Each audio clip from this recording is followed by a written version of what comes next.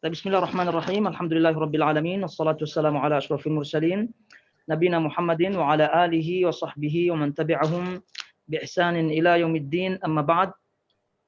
Ayyuhal ikhwatal akhawat, jamaah semua yang dirahmati Allah Azza wa Jalla. Alhamdulillah, Allah masih memberikan kita taufiknya untuk melanjutkan kembali kajian rutin kita, dan semoga Allah Subhanahu wa taala memberikan kita ikhlas dalam setiap ucapan, amalan, dan tentunya kita berdoa kepada Allah agar Allah menerima segala apa yang kita laksanakan dari amal ibadah yang itu kita harapkan menjadi pemberat amal timbangan kita nanti di akhirat. Dan tentunya kita senantiasa dan terus-menerus memanjatkan, menghaturkan, bermohon kepada Allah Subhanahu wa taala agar kita panjang umur sampai ke bulan Ramadan, diberikan taufik oleh Allah di dalam bulan Ramadan untuk maksimal beribadah kepadanya Rabbul Alamin, sehingga kita mendapatkan janji-janjinya, yaitu berupa maghfirahnya, rahmatnya, dan juga atqun minan nar. Juga tentunya pada bulan tersebut atau dari sekarang, kita jangan lupa untuk mendoakan agar corona atau COVID-19 ini cepat berlalu, cepat diangkat oleh Allah Subhanahu wa taala. Sebenarnya kita ketahui bersama di Qatar ini pemerintah atau kerajaan Qatar makin memperketat masalah protokol kesehatan. Itu tidak bukan karena tentunya makin banyak orang-orang yang terkena. Jadi kita tetap mohon kepada Allah Subhanahu wa taala agar Allah cepat menghilangkan Covid ini sehingga bisa kita beraktivitas normal, dan juga semoga Allah Subhanahu wa taala memberikan kita keselamatan, keluarga kita dan juga kaum muslimin dari tertular dan tertimpa Covid ini dan juga penyakit-penyakit bahaya menular lainnya. Taibah ayul ikhwatul akhawat, jamaah semua yang dirahmati Allah Azza wa Jalla. Silakan dibuka bukunya, tentu buku terjemahnya karena sudah ada halaman 42 halaman 42. Jadi dan seterusnya. Taib. Jadi ini halaman 42 berkaitan dengan syubhat yang ke-11 syubhat yang ke-11. Jadi silahkan bagi yang memiliki bukunya untuk membuka sekali lagi halaman 42, terus selanjutnya 43 dan seterusnya. Baik. Jadi ayyul akhwat semuanya, kita masih membahas syubhat yang ke-11 Syubhat yang ke-11, dan jawaban daripada syubhat yang ke-11 ini Syekh rahimahullahu taala, Syekh Muhammad bin Abdul Wahhab ini memberikan jawaban yang cukup panjang. Kalau kita melihat jawaban yang beliau sebutkan di sini lebih kurang ada 9 atau 8 jawaban yang beliau sebutkan untuk menjawab syubhat yang ke-11 ini. Jadi oleh itu diperhatikan baik-baik sebagaimana yang beliau sampaikan. Dan jawaban daripada syubhat yang ke-11 ini kita pernah lalui. Jawaban yang pertama, jawaban yang kedua, jawaban yang ketiga kita telah lalui, namun kita ulangi. Oleh itu tadi ana isyaratkan kepada jamaah semua untuk membuka halaman 42. Tapi ringkasnya tentu yang kita sebutkan sebagai murajaah saja, bahwa syubhat yang ke-11 ini menyebutkan bahwa orang-orang yang diturunkan padanya Al-Quran, yaitu pada zaman Nabi alaihi salatu wassalam, itu mereka kafir. Kenapa kafir? Karena mereka tidak bersaksi bahwa Allah Subhanahu wa taala sebagai ilah yang berhak disembah, juga tidak bersaksi, tidak mengakui Nabi sallallahu alaihi wasallam sebagai rasul utusan Allah Subhanahu wa taala. Nah, sedangkan kami, ini kata syubhatnya, sedangkan kami itu tentu mengakui Allah Subhanahu wa taala sebagai yang berhak disembah, apalagi tentu kami mengakui Nabi Shallallahu alaihi wasallam sebagai rasul yang sah di sisi Allah Subhanahu wa taala.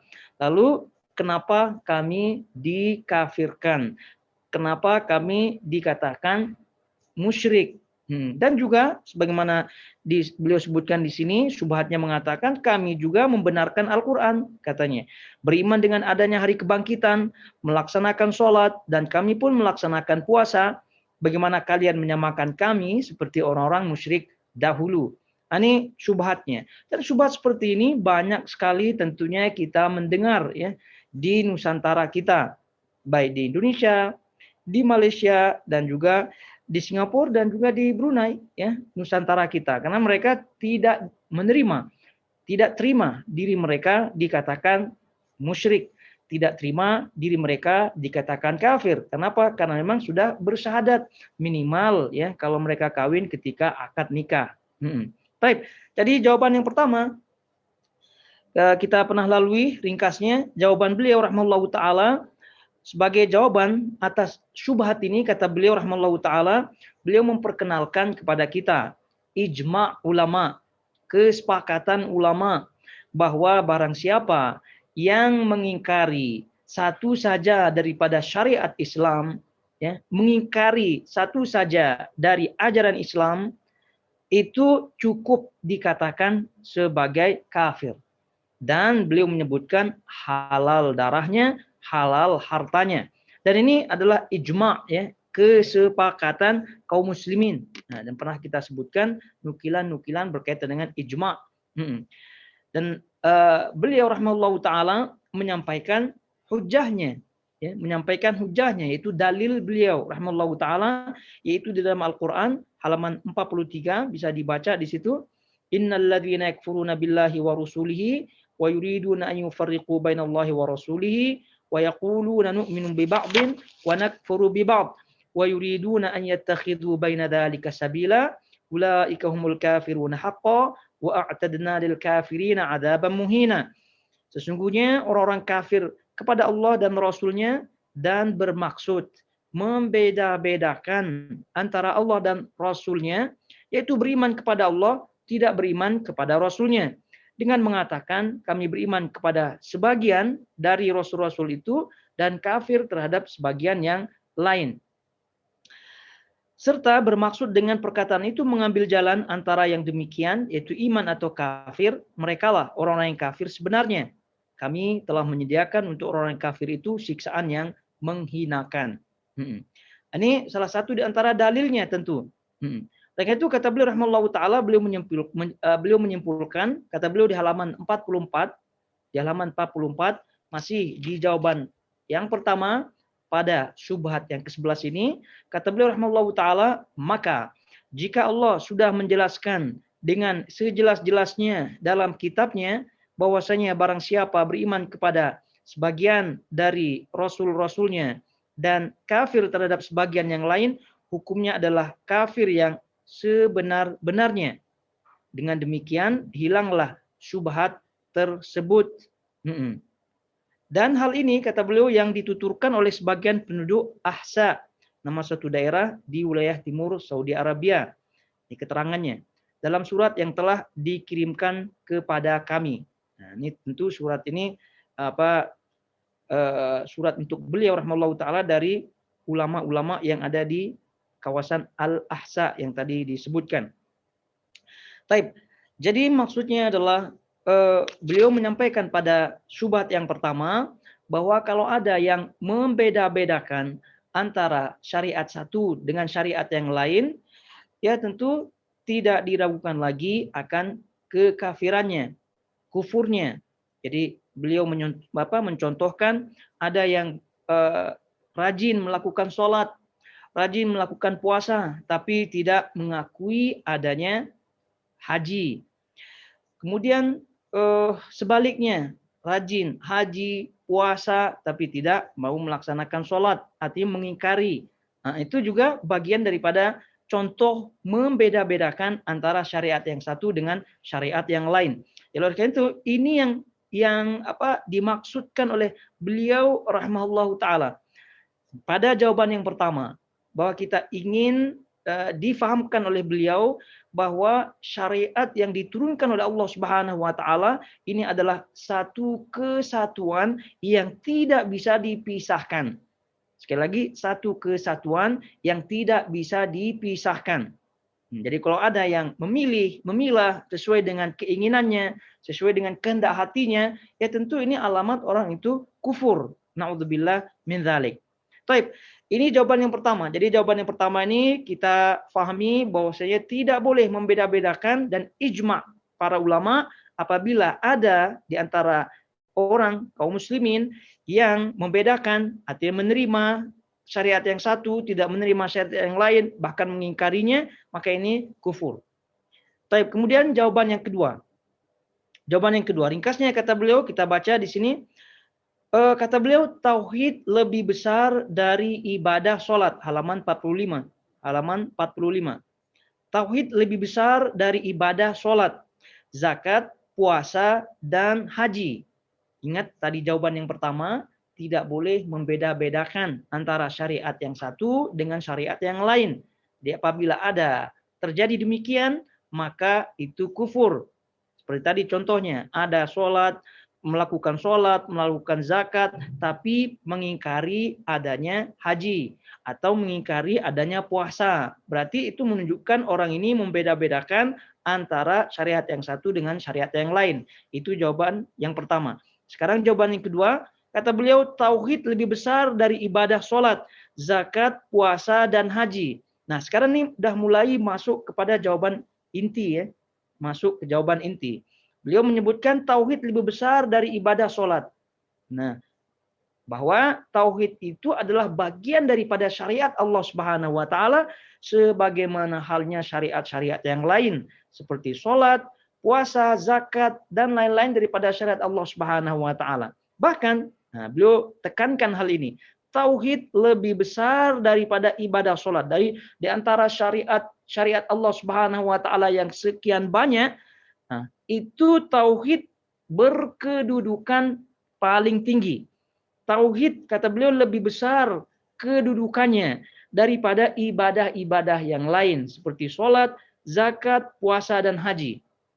Kata beliau rahimahullah ta'ala, jika seseorang mengingkari satu hal dari hal-hal itu dihukumi kafir, jika seseorang mengingkari satu hal dari hal-hal itu, yaitu hukum-hukum syariat tadi, sholat, zakat, puasa, dihukumi kafir, meskipun dia sudah mengamalkan semua syariat Rasulullah SAW, meskipun mereka sudah mengamalkan semua syariat Rasulullah SAW, tepatkah?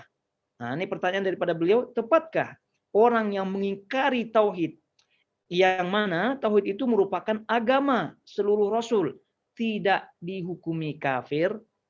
Nah, ini kita diajak untuk berpikir. Kalau satu saja di antara syariat yang ada diingkari, tidak diakui, itu cukup menentukan atau cukup boleh dikatakan orang itu kafir.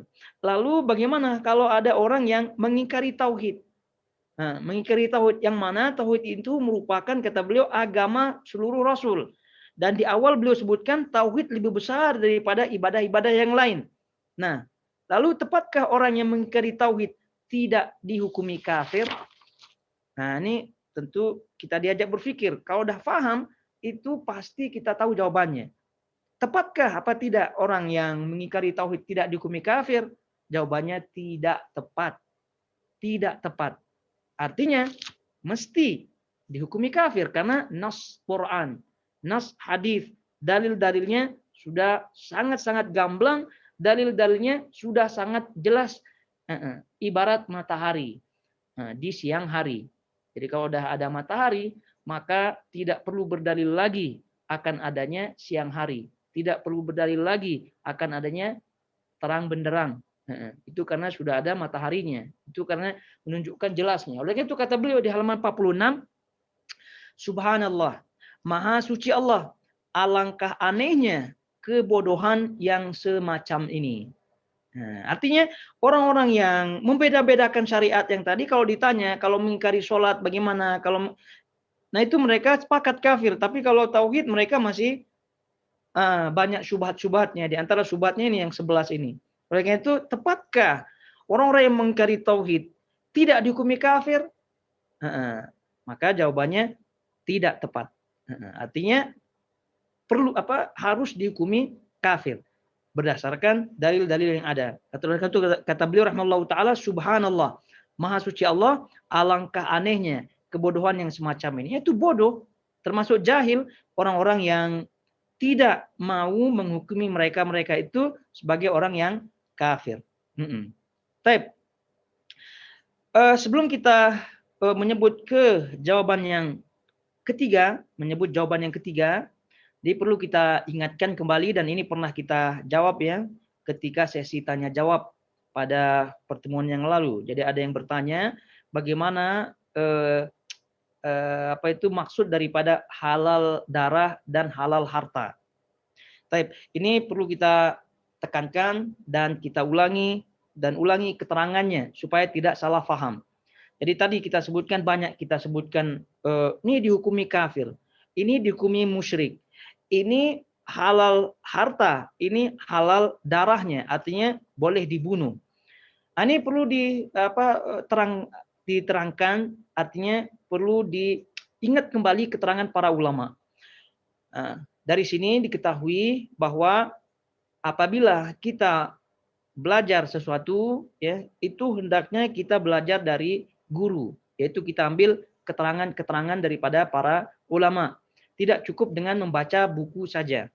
Karena kalau membaca buku, ya sebagaimana dikatakan, barang siapa yang gurunya hanya buku, tentu kesalahannya lebih banyak. Nah, ini banyak yang keliru paham, dan bahkan tuduhan kepada Syekh Muhammad bin Abdul Wahab rahimahullahu taala itu banyak sebabnya karena mereka mengambil lafaz-lafaz yang disebutkan oleh beliau tanpa keterangan yang sahih. Karena beliau rahimahullahu taala, sebagaimana kita ketahui, beliau memiliki tulisan yang banyak, artinya tidak satu kitab yang beliau tulis. Kita ketahui bersama. Jadi tidak hanya Kasyfus Syubhat saja, tapi banyak kitab-kitab yang lain. Nah, untuk menyimpulkan pemikiran seseorang, terutama Syekh Muhammad bin Abdul Wahab rahimahullahu taala, ini perlu tentu diambil keterangan-keterangan daripada kitab-kitab tersebut. Lalu kemudian diambil keterangan daripada murid-murid beliau rahimahullahu taala yang tahu persis tentang beliau itu. Baik.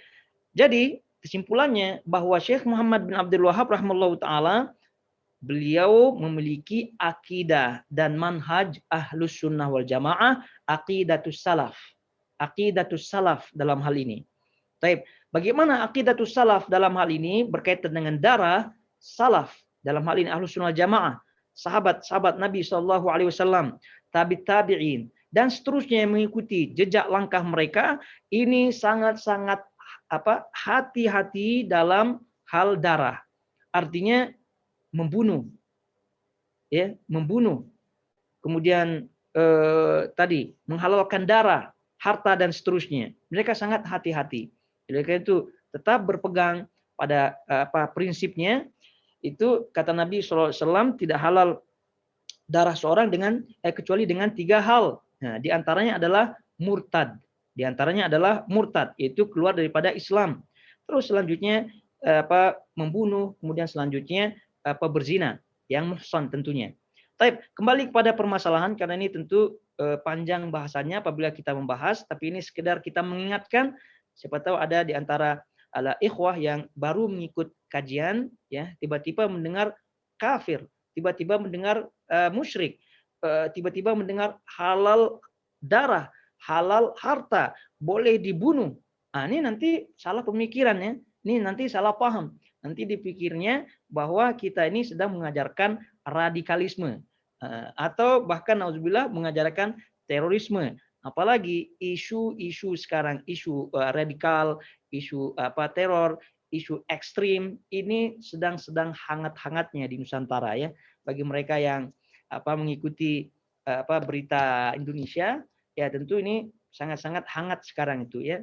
Nah, jadi ini sangat-sangat perlu dijelaskan ya supaya tidak salah paham. Jadi semua karena tidak salah paham. Karena salah paham. Jadi karena salah paham kemudian diikuti kebencian, jadilah apa yang terjadi. Menuduh, bahkan memfitnah dan seterusnya. Baik, berkaitan dengan apa yang beliau sebutkan tadi, patutkah tadi disebut, tepatkah orang yang mengingkari tauhid tidak dihukumi kafir?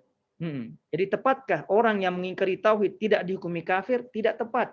Artinya harus dihukumi kafir. Kenapa? Karena sesuai dengan dalil-dalil yang ada. Nah, ini apakah diambil dari ucapan Syekh Muhammad bin Abdul Wahab ini sebagai ajaran radikal, sebagai ajaran yang keras?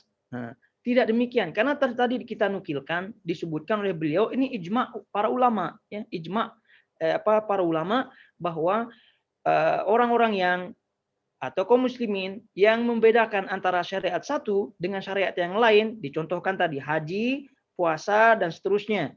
Nah, di antara syariat tersebut ada yang diingkari. Nah, ini ijma gitu, ijma kafir. Nah, tauhid ini adalah ajaran yang paling besar. Nah, ajaran yang tinggi kedudukannya, yang merupakan agama seluruh para rasul. Nah, lalu wajar kalau ada yang mengingkari tauhid dihukumi kafir.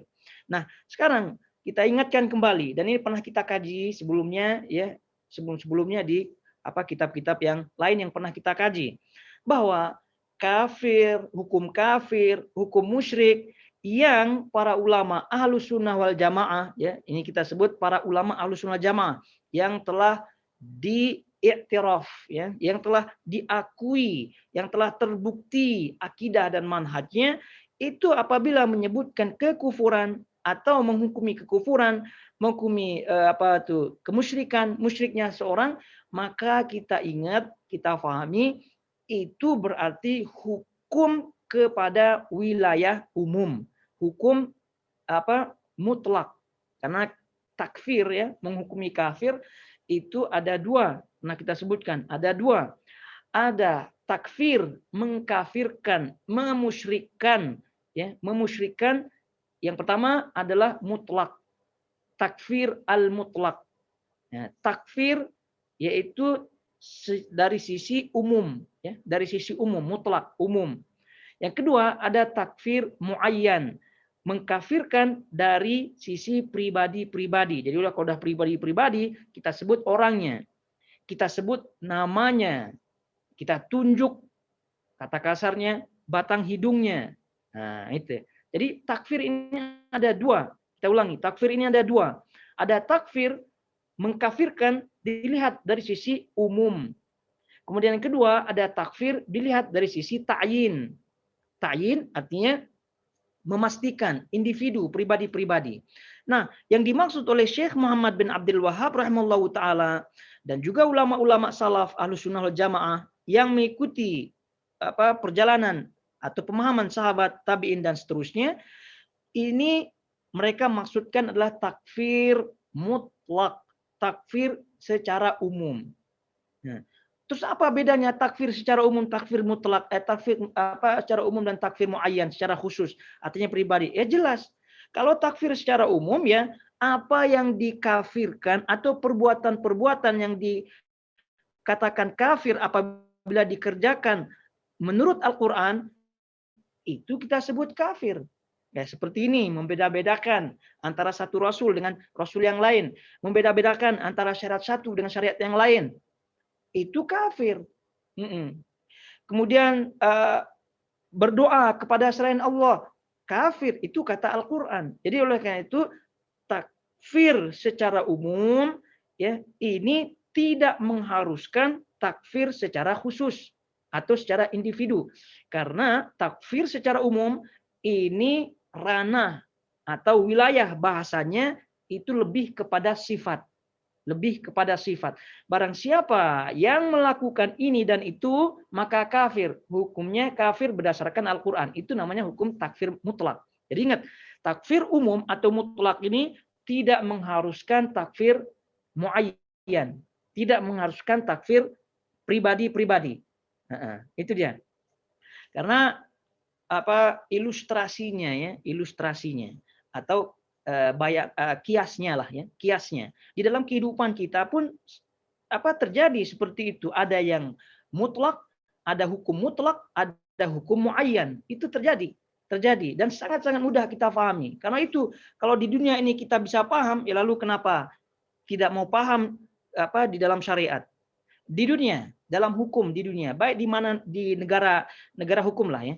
Ya kalau yang disebut negara hukum. Artinya negara yang berdasarkan undang-undang, ada hukum-hukumnya. Jadi hukum kita sebut hukum mutlak di dalam negara undang-undang. Jadi kita bisa sebut ya, bisa kita sebut orang yang korupsi gitu ya, orang yang korupsi atau drug lah ya, drug, narkoba. Barang siapa yang membawa narkoba sekian beratnya begitu ya, itu hukumnya dibunuh. Itu dibunuh. Atau barang siapa yang melakukan kejahatan-kejahatan ini dan itu pasti masuk penjara. Pasti masuk penjara. Pasti dibunuh. Nah, ini ucapan kita seperti ini ya, ucapan kita seperti ini, barang siapa yang melakukan kejahatan, ini kita berbicara dunia ya, ini ilustrasinya supaya lebih paham. Barang siapa yang melakukan kejahatan ya, karena ini kita negara undang-undang, maka pasti dia masuk penjara. Pasti dibunuh, hukumnya bunuh gitu. Pasti hukumnya apa gitu, pasti sudah jelas. Tapi apakah dengan ucapan kita ini lantas atau kemudian ada orang yang kita lihat melakukan kejahatan, membunuh atau narkoba, drug, bahkan menjualnya, bisnis dan seterusnya, apakah dengan itu kita bisa pastikan orang ini pasti akan dieksekusi atau pasti masuk penjara apa tidak? Kita lihat orang korupsi. Jadi kalau korupsi pasti di penjara gitu. Tapi ketika kita melihat ada orang yang korupsi, apakah orang korupsi itu otomatis masuk penjara? Ya tentu tidak. Kenapa tidak? Kan ada prosesnya. Ada proses yang namanya pengadilan. Ada proses yang namanya sekali lagi pengadilan. Nah, di pengadilan itulah baru apabila terbukti di pengadilan baru jatuh hukum ta'yin. Baru jatuh hukum ta'yin. Jadi sebelum dihukumi oleh pengadilan, dalam hal ini ada bukti-bukti jelasnya di pengadilan, maka boleh kita sebut secara mutlak. Jadi barang siapa yang korupsi, maka dia pasti masuk penjara. Barang siapa yang mencuri, barang siapa yang membunuh, merampok, begal, dan lain-lain itu pasti masuk penjara. Begitu. Bisa dipastikan masuk penjara. Tapi kan maksudnya bukan ta'yin, ini mutlak. Nah, dia akan menjadi ta'yin nanti di pengadilan kalau udah ada bukti-buktinya. Nah, begitu juga pada hukum agama. Begitu juga pada hukum agama. Jadi barang siapa yang berdoa kepada selain Allah, barang siapa yang bertawassul ya, minta berkah kepada selain yang telah disyariatkan, maka hukumnya kafir, maka hukumnya musyrik. Nah, ini perkataan kita semacam ini, apakah lantas itu sudah ke arah pribadi-pribadi apa tidak? Tidak. Sekali lagi tidak, sama seperti tadi kita sebut, siapa yang melakukan kejahatan pasti akan masuk penjara. Tapi kan tidak terus langsung masuk penjara, dia ada pengadilan untuk membuktikannya.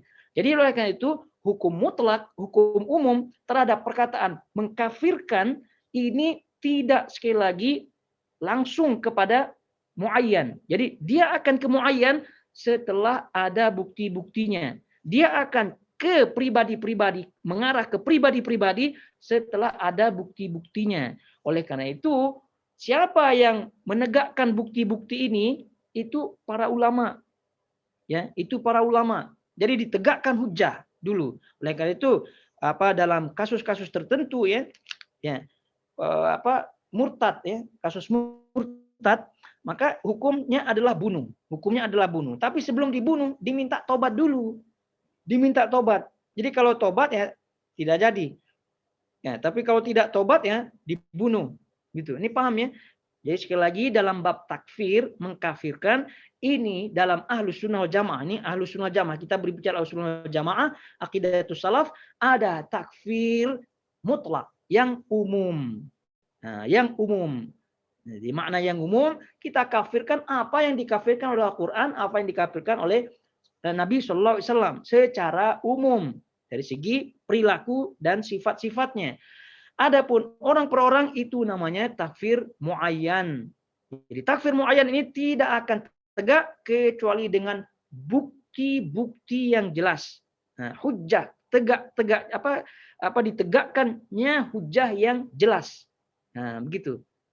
Nah, ini dia harus difahami. Jadi masalah ini banyak yang tidak paham, jadi akhirnya main tuduh menuduh, akhirnya ikut dalam gelombang fitnah-fitnah yang ada terutama di Nusantara. Akhirnya jadilah ustadz-ustadz kita yang menjadi korban. Jadi ustadz sunnah, ustadz salaf yang jadi korban. Semoga Allah Subhanahu wa taala memberikan mereka kesabaran ya di Indonesia terutama, dan juga makin ya Allah Subhanahu wa taala menyebarkan atau menguatkan mereka, kemudian Allah Subhanahu wa taala memperbanyak ya atau menyebarkan dakwah-dakwah salaf Ahlus Sunnah wal Jamaah di Nusantara. Baik, itu yang pertama. Jadi sudah jelas ya. Jadi kalau kita baca, sekali lagi, kalau kita baca ucapan pasti kafir, dihukumi kafir, dihukumi musyrik pada kitab-kitab Ahlus Sunnah wal Jamaah, pada kitab-kitab sunnah, kitabnya Syekh Muhammad Abdul Wahab, kitabnya Syekhul Islam Ibnu Taimiyah, kitabnya Ibnu Qayyim, yang ini kan sudah di-list oleh mereka nih, Aswaja sudah mengelis ini kitab-kitab yang ekstrim katanya. Tapi tuduhan-tuduhan itu akibat mereka jahil, tidak mengkaji dengan betul-betul. Jadi kalau kita dapatkan itu semua, kalimat-kalimat menghukumi kafir, menghukumi musyrik, dan seterusnya, ketahuilah itu adalah berkaitan dengan takfir mutlak, kafir umum, ya, bukan kafir muayyan, bukan kafir muayyan. Dan ilustrasinya, gambarannya, kiasnya tadi di hukum dunia sudah kita sampaikan. Kemudian selanjutnya kata beliau rahimahullahu taala, dihukumi kafir, musyrik, kemudian katanya halal darahnya, halal hartanya. Nah, nih, lagi-lagi balik kepada mutlak, balik kepada muayyan. Kemudian setelah ditentukan muayyan, jadi kalau sudah kita paham takfir mutlak dengan takfir muayyan, takfir secara umum dan takfir secara khusus pribadi-pribadi, maka insya Allah sangat mudah untuk memahami ucapan para ulama, maka halal darahnya yaitu boleh dibunuh, kemudian halal hartanya diambil oleh pemerintah kaum muslimin dan ditaruh di Baitul Mal. Itu sangat difahami mudah difahami apabila telah difahami yang takfir mutlak dengan takfir muayyan. Artinya halal darahnya boleh dibunuh, boleh diambil hartanya, ini tidak lain tidak bukan setelah confirm muayyan. Setelah confirm takfirnya takfir muayyan. Baik. Ya, bagaimana confirm takfir muayyan? Ini urusannya ulama. Ya, ini urusannya ulama. Jadi kita ikuti ulama dalam hal ini karena mereka yang tahu detail-detailnya. Baik. Jadi tidaklah halal darah dan hartanya ini kecuali setelah muayyan. Berarti kalau sebelum muayyan ini tidak berlaku. Berarti kalau kita membaca ini takfir mutlak, ini takfir muayyan, itu sama sekali tidak menuju kepada pribadi-pribadi. Ya, karena kalau pribadi-pribadi itu sudah muayyan namanya. Tapi ini yang pertama. Jadi kalau udah confirm muayyan, baru halal harta, halal darah, halal harta. Kemudian selanjutnya ada yang lebih penting daripada itu. Jadi apabila telah muayyan, kemudian apabila telah halal harta dan darahnya, maka yang mengeksekusi darahnya, artinya membunuhnya, dan yang mengeksekusi hartanya, mengambil hartanya, itu tidak sembarang orang. Ya, itu tidak sembarang orang. Yang mengeksekusinya, yang melakukannya adalah pemerintah yang sah. Adalah pemerintah yang sah. Nah, itu nih harus kita pahami bersama. Jadi jangan sampai salah paham akhirnya sembarangan. Akhirnya sembarangan. Menegakkan rajam, sembarangan, membunuh orang sembarangan gara-gara konon katanya dia ini saya udah hukumi dia kafir muayyan ta'yin, sudah ditegakkan hujah, lalu kan halal hartanya, halal darahnya, lalu main bunuh gitu, main ambil harta. Ini tentu perbuatan khawarij. Perbuatan khawarij. Ini yang betul-betul ekstrim, ini yang betul-betul teroris, ini yang betul-betul radikal. Karena kita tidak pungkiri bersamanya ada kelompok yang namanya khawarij. Ini kita berbicara pemahaman Ahlussunnah wal Jamaah meluruskan ya ulama-ulama yang telah difitnah, Jadi ini harus difahami. Jadi sekali lagi, takfir mutlak mengkafirkan secara umum, kemudian tadi takfir muayyan. Nah, takfir muayyan ini ya, takfir muayyan tadi kita sebutkan bagi mereka yang memiliki ilmu ya, karena menegakkan hujah dan seterusnya. Nah, kemudian boleh apa terus takfir muayyan ini apakah pemerintah saja apa tidak? Tidak hanya pemerintah ya, tidak hanya pemerintah. Para ulama pun boleh mengkafirkan seseorang apabila dah jelas-jelas buktinya nyata, dah jelas-jelas hujahnya ditegakkan, maka tidak menunggu pemerintah. Jadi walaupun pemerintah tidak mengkafirkan, tapi ada di antara para ulama yang dengan ilmunya dia telah deteksi bahwa ini telah jelas dalilnya, telah tegak hujahnya, maka boleh mengkafirkan orang secara pribadi-pribadi kalau sudah ada ilmunya. Tapi bagi kita orang awam, dan tadi kita sebutkan khususnya ketika kita membaca kitab-kitab para ulama, itu semuanya mengarah kepada takfir mutlak, takfir umum. Nah, tapi ini tadi kita berbicara takfir muayyan, takfir yang khusus ini kepada pribadi-pribadi, apakah harus dengan kesepakatan pemerintah? Tidak harus. Nah, yang harus itu adalah tadi menghalalkan darah, membunuh, ya, dan juga menghalalkan harta. Ini tidak boleh dilaksanakan oleh orang-orang, ya, oleh orang-orang kecuali pemerintah saja, kecuali pemerintah. Nah, tapi kalau tadi takfir muayyan ini tidak perlu menunggu pemerintah. Tapi kalau tadi halal darah, halal harta itu semua pemerintah. Itu semua pemerintah. Baik, jadi ayul khairal akhwat semuanya. Jadi supaya lebih jelas lagi bukti nyata bahwa dakwah Syekh Muhammad bin Abdul Wahhab rahimallahu taala ini kan sejalan dengan pemerintah Saud yang kita kenal dengan Saudi Arabia. Nah, kita kenal Saudi Arabia dan juga alhamdulillah Qatar pun demikian, alhamdulillah mengikuti jejak dakwah Syekh Muhammad bin Abdul Wahhab rahimahullahu taala. Ya terbukti masjid raya ya, masjid nasional, masjid kerajaan kita namanya Masjid Muhammad bin Abdul Wahhab, itu sebagai menunjukkan bahwasanya Qatar dengan Saudi ini mengikuti jejak dakwah Syekh Muhammad bin Abdul Wahhab. Artinya kalau memang betul ya dakwah Syekh Muhammad bin Abdul Wahhab ini diartikan secara lafaz saja, hanya secara lafaz membaca kafir, halal harta darah, ini pasti kedua negara ini ya Saudi dan Qatar ini sudah pasti tidak aman. Ini masing-masing saling bunuh ya, masing-masing saling bunuh, saling bom mungkin. Kenapa? Dilihatnya orang ini melakukan itu dah kafir, tembak mati. Ini dilihat ini kafir, udah dirajam, main hakim sendirilah. Dilihatnya udah halal hartanya diambil, pasti tidak aman. Tapi buktinya alhamdulillah, buktinya aman. Saudi aman, alhamdulillah, Qatar aman. Dan yang menegakkan dakwah tauhid pasti aman. Nah, yang tidak menegakkan dakwah tauhid ini yang patut dicurigai. Dan bahkan buktinya banyak yang tidak aman, ya, banyak yang tidak aman. Ya contohnya negara kita lah gitu ya, Indonesia tercinta. Ya ini, semoga Allah Subhanahu wa taala menjaganya. Ya karena tidak menegakkan dakwah tauhid, jadi akhirnya ya begitulah. Karena tauhid juga dakwah tauhid justru malah diburu ya, justru malah kata mereka diberangus ya, akan dihancurkan. Nah, itu jadi gimana mau aman?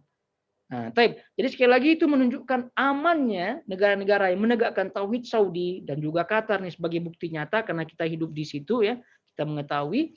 Ini dah menunjukkan bahwasanya betapa amannya gitu. Dan betapa salahnya kalau ada orang yang mengambil ucapan Syekh Muhammad bin Abdul Wahab dalam salah satu kitabnya dengan hanya harfiah saja, mengambil secara lafziyah saja, tidak merujuk kepada kitab-kitabnya yang lain, tidak merujuk kepada ulama-ulama yang paham terhadap maksud daripada Syekh Muhammad bin Abdul Wahab. Jadi sekira mudah-mudahan paham ya. Nah, karena ini kita panjang lebar supaya bisa menjawab orang-orang di luar sana. Karena tadi kita sebutkan ini masalah ini sedang hangat-hangatnya ya, sedang boleh kita sebut sedang viral. Nah, karena banyak tuduh-tuduhan radikal, tuduh-tuduhan ekstrim, teroris dan seterusnya. Gara-gara lagi-lagi Wahabi. Jadi gorengan udah lama sekali ya. Kadang gorengan tersebut dah basi, masih dibikin lagi. Sudah dingin, dipanaskan lagi. Ini sekarang sedang panas. Nah, tapi itu kita semua harus betul-betul kuat ya dalam ilmu supaya tetap kokoh dan juga bisa menerangkan kepada yang lain. Baik, kembali kepada buku kita halaman 46. Halaman 46.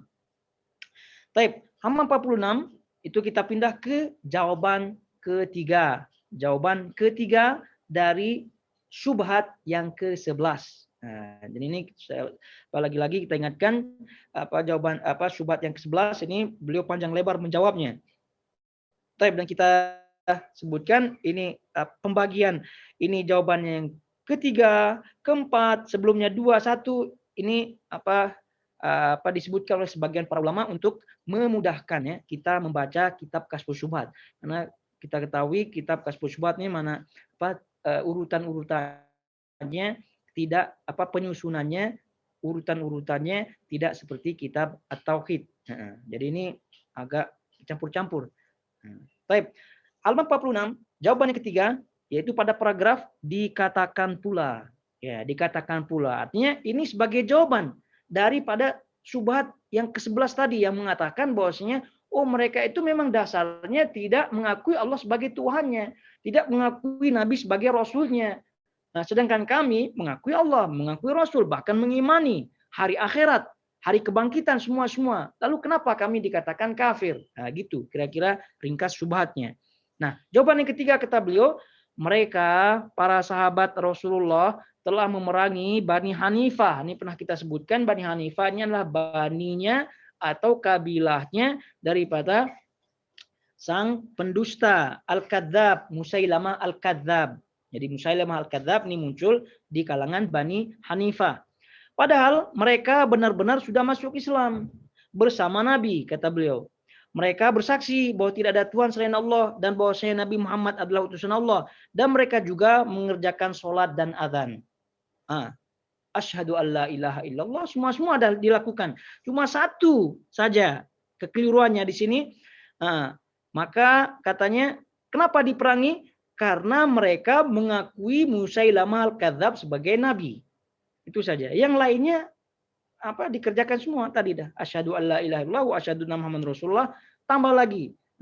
Wa asyhadu anna Musailamah ini sebagai Rasulullah.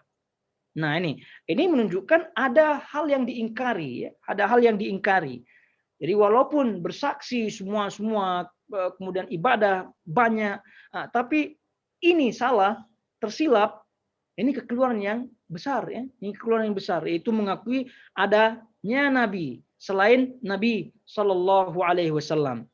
Jadi oleh karena itu kata beliau, kita baca, maka jika dia mengatakan sesungguhnya mereka berkata bahwasanya Musailamah Al-Kadzab, sang pendusta, adalah seorang nabi, kami katakan inilah jawaban yang dicari. Inilah jawaban yang dicari. Kenapa? Karena kalau orang sudah menyandingkan Nabi SAW dengan adanya nabi yang lainnya, sudah confirm kafir.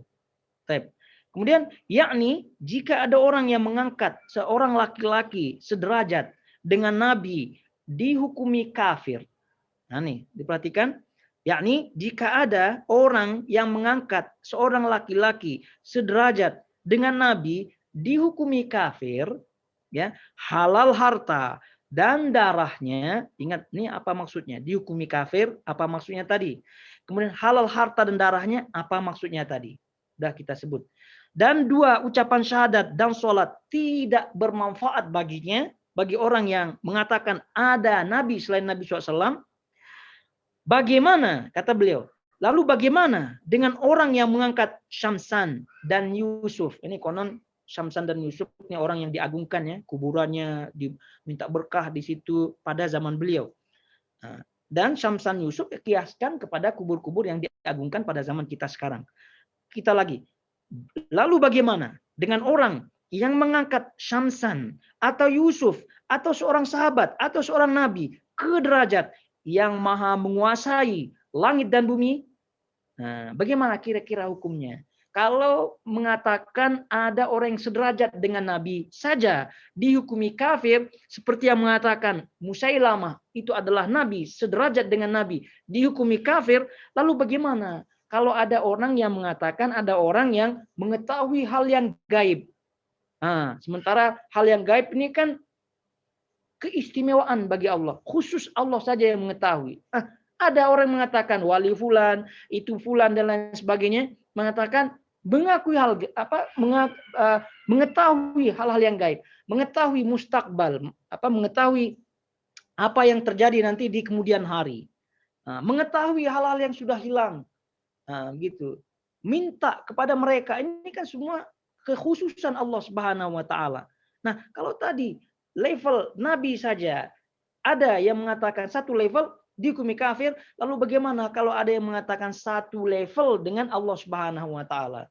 Walaupun lisannya tidak mengucap demikian, tapi perbuatannya mengatakan demikian, ya tentu sama hukumnya.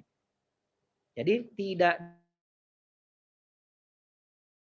diragukan lagi yang mengatakan atau menunjukkan Allah satu level dengan makhluknya dalam hal gaib dan seterusnya, ini tentunya tidak diragukan lagi akan kekafirannya. Ingat, ini kafir apa yang kita maksud. Lalu kata beliau rahimahullah taala halaman 47, Maha suci Allah, betapa agungnya urusannya. Lalu beliau menyampaikan surah Ar-Rum ayat 59. Kadzalika yatba'ullahu ala qulubil ladzina la ya'lamun. Demikianlah Allah mengunci mati hati orang-orang yang tidak mau memahami. Itu berarti hidayah, lagi-lagi hidayah. Kalau ini penjelasan seperti ini tidak mau diterima, berarti Allah dah kunci hatinya. Berarti Allah dah tidak memberikan dia hidayah. Oleh karena itu man yahdillah fala mudhillalah wa man yudlil fala hadiyalah. Siapa yang diberikan hidayah oleh Allah Subhanahu wa taala, tidak ada seorang pun yang mampu menyesatkannya. Sebaliknya, bagi siapa yang disesatkan oleh Allah Subhanahu wa taala, tidak ada yang mampu memberikan dia hidayah. Nah, oleh karena itu hidayah sangat-sangat mahal sekali. Alhamdulillah, semoga Allah Subhanahu wa taala memberikan kita istiqomah dan mati di atas hidayah husnul khatimah. Baik, halaman 47 kita berpindah ke jawaban yang keempat. Jawaban yang keempat. Baik, ini jawaban keempat belum kita baca ya. Jadi kita baca dengan satu-satu rinci sehingga silakan disimak dan dibuka bukunya. Baik, kata beliau rahimahullahu taala, ini jawaban yang keempat, ditulis saja di bukunya bagi yang memiliki buku ya, ditanda di situ, ini jawaban yang keempat. Dikatakan pula sebagai jawabannya, jawaban daripada syubhat yang ke-11. Orang-orang yang dibakar oleh Ali bin Abi Thalib dengan api, mereka semua mengaku dirinya Islam. Dan mereka sahabat-sahabat Ali serta belajar ilmu dari para sahabat, akan tetapi mereka beritikat terhadap Ali seperti itikat orang-orang seperti itikat keyakinan orang terhadap Yusuf dan Syamsan dan orang yang semisal keduanya. Maka bagaimana bisa para sahabat itu sepakat untuk membunuh dan mengkafirkan mereka? Baik. Ini jawaban yang keempat, ringkasnya apa maksudnya? Jawaban yang keempat. Kalau tadi jawaban yang ketiga berkaitan dengan para sahabat memerangi Bani Hanifah, yang di situ munculnya Musailamah al-Kadzab. Mereka mengakui Musailamah al-Kadzab, mengatakan Musailamah al-Kadzab selevel dengan Nabi, diperangilah mereka. Baik. Nah, sekarang bagaimana dengan sikap Ali radhiyallahu taala anhu yang membakar orang-orang yang mengatakan Ali bin Abi Thalib selevel dengan Allah Subhanahu wa taala. Nah, ini kisah Ali bin Abi Thalib yang membakar orang-orang yang mengatakan diri beliau selevel dengan Allah, ini ada pada riwayat Imam Bukhari yang pada waktu itu Ibnu Abbas radhiyallahu taala anhu itu sebetulnya tidak sefaham ya dengan beliau, dengan Ali. Nah, jadi kalaulah aku, kata Ibnu Abbas, tentu aku tidak akan membakar. Karena Allah Subhanahu wa taala lah yang berhak membakar. Bagi makhluk tidak berhak membakar, menghukumi dengan membakar. Jadi menghukumi dengan membakar itu hanya Allah Subhanahu wa taala. Itu disebut oleh Imam Bukhari rahimahullahu taala dalam sahihnya berkaitan dengan riwayat Ali bin Abi Thalib membakar. Nah, tentu hal yang membakar ini adalah hak Ali radhiyallahu taala anhu, sikap beliau radhiyallahu taala anhu, dan tidak salah tentunya. Tapi kata Syekhul Islam Ibnu Taimiyah rahimahullahu taala, jumhur ulama ya mengambil pendapat Ibnu Abbas radhiyallahu taala anhu, di mana Ibnu Abbas tidak setuju berkaitan dengan menghukumi seseorang dengan membakar. Nah, tapi apakah perbuatan Ali radhiyallahu taala anhu ini salah apa tidak? Ya, tidak salah. Ya, karena ini beliau adalah mujtahid radhiyallahu taala anhu. Sebagai poinnya Ali radhiyallahu taala anhu membakar orang-orang yang mengatakan diri beliau ini selevel dengan Allah Subhanahu wa taala, membakar. Ya, kalau udah membakar berarti mengkafirkan ya sebelumnya. Mengkafirkan sebelumnya. Nah, ini menunjukkan bahwa kalau ada hal-hal yang merusak tauhid, maka dikafirkan. Itu maksudnya. Jadi tidak perlu menunggu panjang-panjang. Tidak perlu mengecek kamu syahadat apa tidak. Ya, ini seperti kata syubhat yang ke-11 tadi. Saya bersyahadat kok. Saya mengakui ini dan itu, tapi kenapa dikafirkan?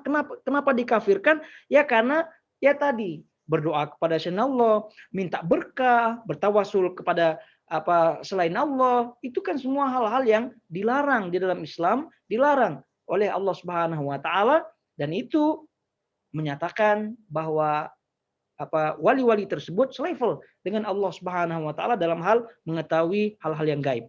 Baik.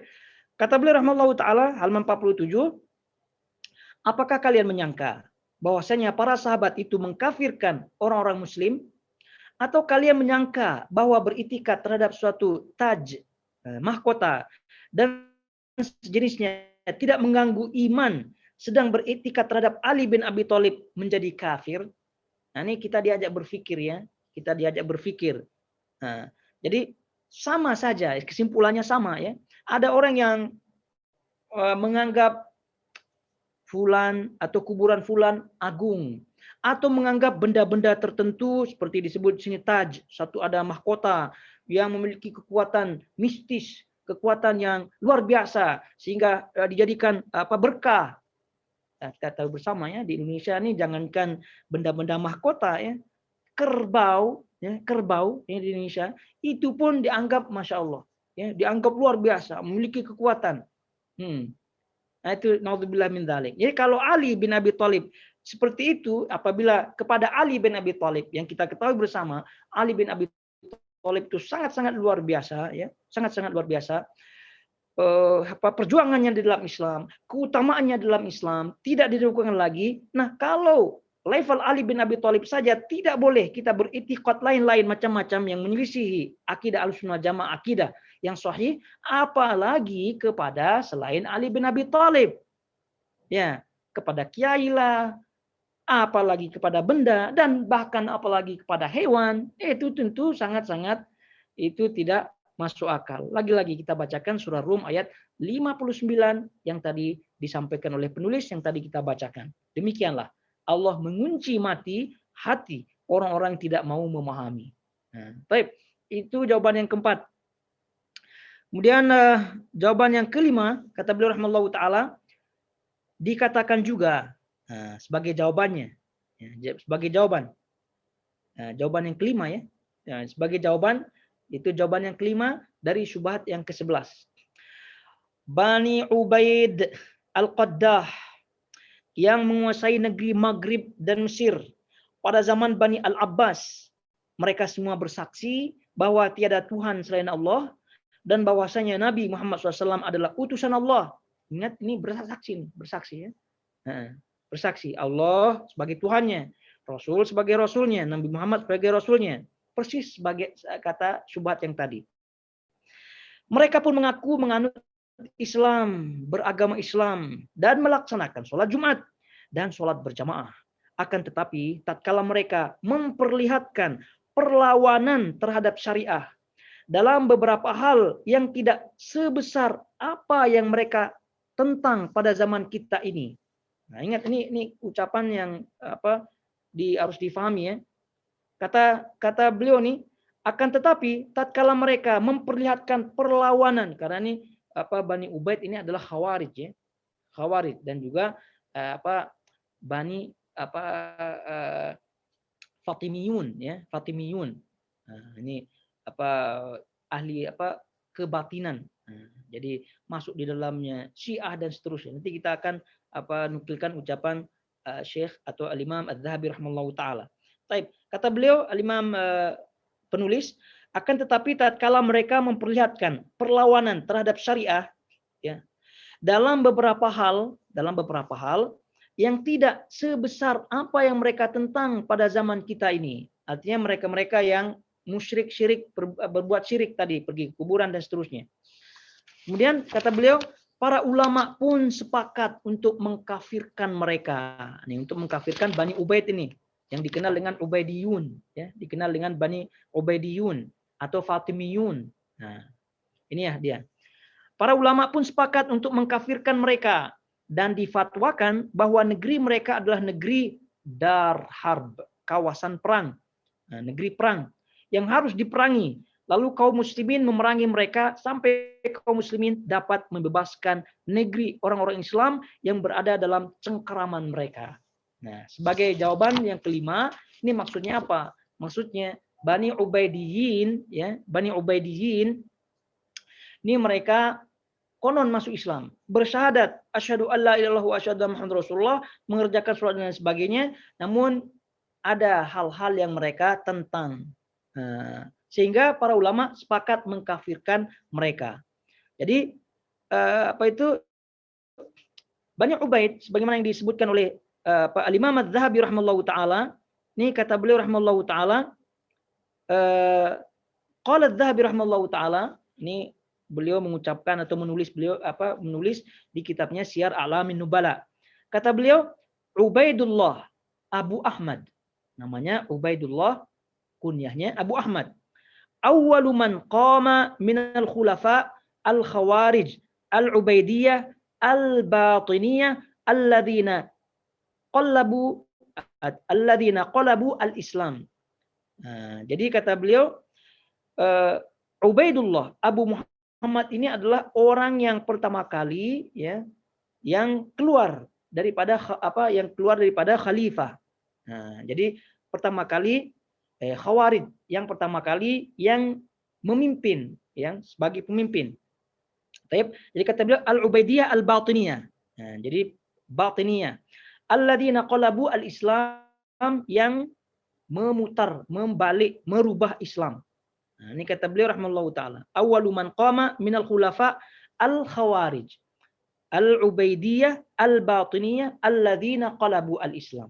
Ini kata beliau. Jadi Ubaidullah Abu Muhammad ini adalah khalifah pertama, yaitu khalifah pertama, pemimpin Khawarij pertama di kalangan Ubaidiyah al-Batiniyah, di kalangan Bani Ubaidiyin Fatimiyin.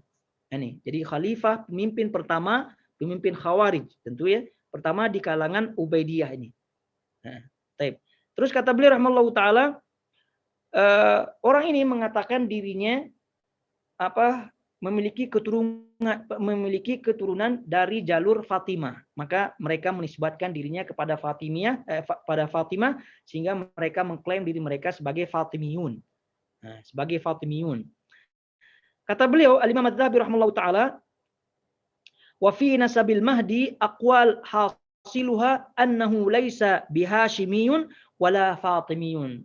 Tapi ringkasnya, faktanya kata Imam Az-Zahabi, orang ini sama sekali tidak ada keturunan, garis keturunan dengan Bani Hashim, dan juga tidak ada garis keturunan dengan Fatimah. Jadi omongannya itu semua dusta. Kemudian kata beliau, wa kana mautuhu fi nisfi Rabi'il Awal, nah, pada pertengahan Rabiul Awal sanata itsnatain wa 300, pada tahun 312 Hijriah. Orang ini meninggal 302 Hijriah. Walahu ifnatan wasituna sana. Pada umur 62 tahun.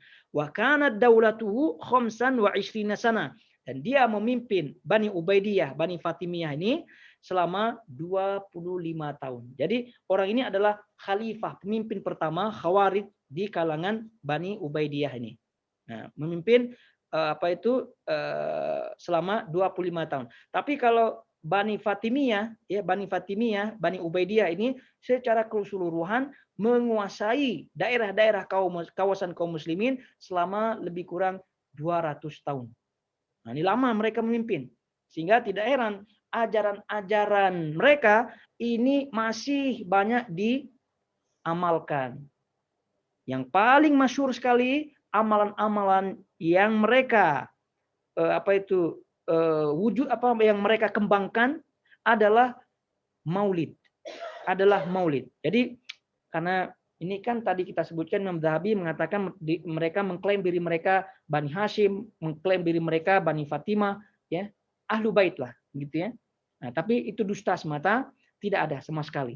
Nah, oleh karena itu, bagaimana cara Bani Ubaidiyah, Bani Ubaidiyun, Bani Fatimiyun, konon ini untuk menguatkan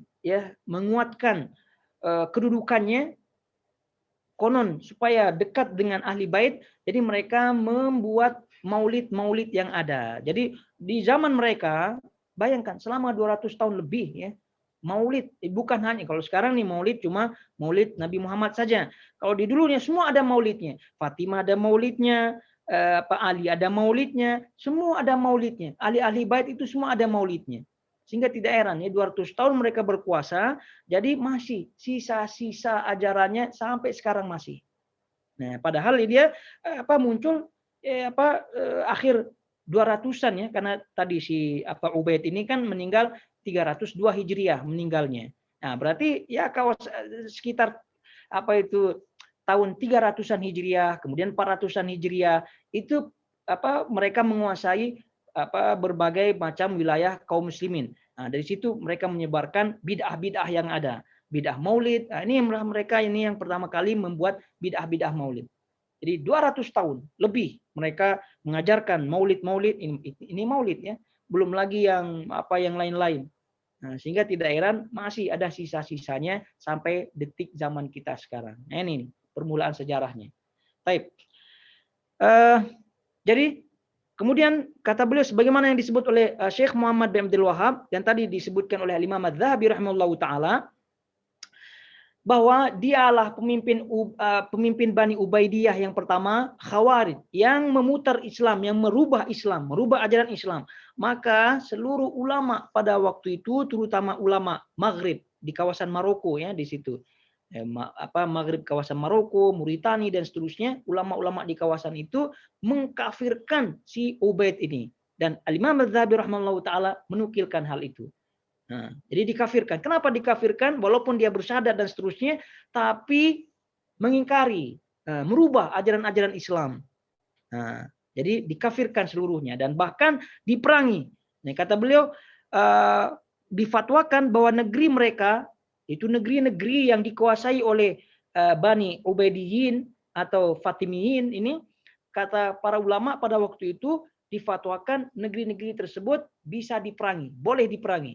Kenapa? Karena dikuasai oleh orang seperti ini, Ubaid. Nah, karena pada waktu itu khalifah masih Bani Abbasiyah ya, Bani Abbasiyah. Tapi masalahnya Bani Abbasiyah pada waktu itu, khalifah yang sah pada waktu itu sudah lemah. Ya, lemah. Nah, jadi karena lemahnya, jadi di kawasan barat ya, di kawasan Maghrib, di kawasan Maroko, Mauritania dan seterusnya di kawasan barat Islam itu sudah tidak terjangkau lagi oleh Bani Abbasiyah. Jadi dikuasai oleh Bani Ubaidiyah ini. Jadi setelah mereka menguasai di kawasan barat, pergi pula ke kawasan timur. Mesir di situ dikuasai dan seterusnya selama 200 tahun. Jadi tidak, Bani Abbasiyah yang khalifah yang sah pada waktu itu tidak bisa berkutik ya, karena mereka kuat pada waktu itu. Nah, kata para ulama memfatwakan pada waktu itu boleh perang gitu, boleh memerangi mereka gitu ya, selama mampu tentunya. Tapi yang jelas boleh memerangi mereka karena kafir, pemimpin yang kafir sah, kafirnya. Bahkan disebutkan ya, ada di antara para ulama yang mengatakan kalau seandainya saya memiliki 10 panah, ya 10 anak panah, nah itu satu panah saya tujukan kepada orang Kristen atau orang-orang non Muslim, orang Kristen yang harbi tentunya, yang diperangi. Nah, dan yang 9 itu aku tujukan kepada Bani Fatimiyun, Bani Ubaidiyun ini. Bayangkan 9 anak panah itu mereka niatkan untuk si Bani Ubaidiyun. 1 anak panah untuk kafir harbi. Itu menunjukkan bagaimana para ulama sangat-sangat benci yang namanya Bani Ubaidiyun, Bani Fatimiyun ini. Poinnya adalah mereka kafir walaupun mereka mengatakan asyhadu alla ilaha illallah wa asyhadu anna muhammadar rasulullah. Tidak lain tidak bukan karena mereka mengingkari ajaran-ajaran Islam. Baik, apa itu? Jawaban yang ke-6. Jawaban ke-6, jika orang-orang dulu tidak kafir melainkan lantaran mereka hanya memadukan antara syirik dan mendustakan Rasulullah SAW dan Al-Quran, serta mengingkari hari kebangkitan dan yang lainnya, maka apalah artinya bab yang disebut oleh para ulama seluruh madhab. Mengatakan atau membahas bab hukum orang murtad. Yaitu yang tak lain adalah orang muslim yang menjadi kafir. Sesudah yang menjadi kafir sesudah dirinya Islam. Kemudian para ulama menyebutkan beberapa macam murtad. Setiap macam dari macam-macam murtad itu dihukumi kafir dan dijadikan darah dan hartanya, bendanya itu halal. Sampai-sampai para ulama itu menyebutkan hal-hal yang gampang terjadi dan dilakukan orang seperti orang yang menyebut suatu kalimat dengan lisannya tanpa ada keyakinan dalam hatinya, ataupun menyebut suatu kalimat dengan canda-canda dan main-main. Jadi poinnya, jawaban yang ke-6 ini adalah poinnya bahwa ada yang namanya murtad. Murtad artinya apa? Keluar daripada Islam sebagaimana kita ketahui. Jadi kalau orang yang dikatakan murtad, ya, itu dikatakan murtad karena menggabungkan antara syirik dan mendustakan Rasulullah Shallallahu Alaihi Wasallam, mengingkari kebangkitan dan seterusnya. Itu adalah salah satu di antara penyebab murtad. Dan masalah murtad ini dibahas oleh seluruh ulama madhab. Hambali, Maliki, Hanafi, Syafi'i, itu semua membahasnya. Lalu bahasan-bahasan tersebut, kalau seandainya syubhat yang ke-11 yang tadi diucapkan, saya akan mengucapkan syahadat la ilaha illallah, beriman dan itu, lalu kenapa saya dikafirkan? Nah, ini berarti bab hukum murtad ini tidak ada. Jadi maknanya apa? Ketika ada orang yang mengatakan dirinya asyhadu alla bersyahadat la ilaha illallah wa asyhadu anna muhammad rasulullah, kemudian ketika mereka mengingkari ajaran atau berbuat kesyirikan dan sebenarnya tidak terima ada hukum kafir, tidak terima ada hukum musyrik, berarti ulama-ulama keliru dalam membahas. Nah, jadi ulama membahas ada hukum murtad. Jadi murtad artinya keluar daripada Islam dengan syarat-syaratnya, ya, dengan ketentuan-ketentuannya. Tapi ada bahasan tersebut, ada namanya murtad. Nah, ada namanya syirik, ada namanya kafir yang tadi kita sebutkan. Takfir mutlak, takfir muayyan. Nah, itu yang harus difahami.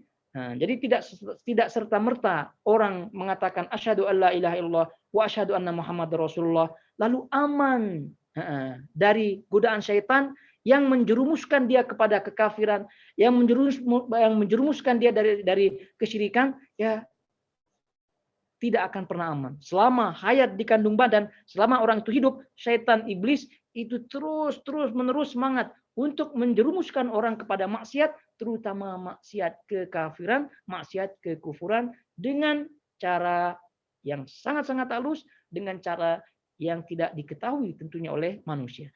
Baik, akhwatul akhwat semuanya, jemaah semua yang dirahmati Allah Azza wa Jalla.